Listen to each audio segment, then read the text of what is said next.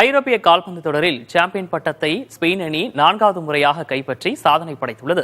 Germany தலைநகர் பெர்லினில் நடைபெற்ற ஐரோப்பிய கால்பந்து சாம்பியன்ஷிப் தொடரின் இறுதிப் போட்டியில் ஸ்பெயின், இங்கிலாந்து அணிகள் மோதின. ஆட்டத்தின் முதல் பாதியில் இரு அணிகளும் ஒரு கோல் கூட அடிக்கவில்லை. இதனையடுத்து இரண்டாம் பாதி தொடங்கியவுடனே 47வது நிமிடத்தில் ஸ்பெயின் வீரர் நிக்கோ வில்லியம்ஸ் முதல் கோல் அடித்தார்.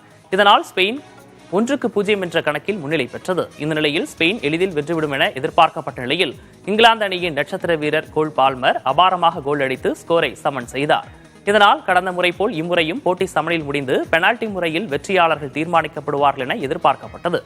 அப்போது ஸ்பெயின் அணியில் சப்ஸ்டியூட் வீரராக களத்திற்கு வந்த மைக்கேல் ஒயர்சபால் 86வது நிமிடத்தில் ஒரு கோல் அடித்தார். ஆட்டத்தின் கடைசி நிமிடங்களில் இங்கிலாந்து அணி கடுமையாக முயற்சித்தும் கோல் அடிக்க முடியாததால் ஸ்பெயின் அணி 2-1 என்ற கோல் கணக்கில் வெற்றி பெற்றது.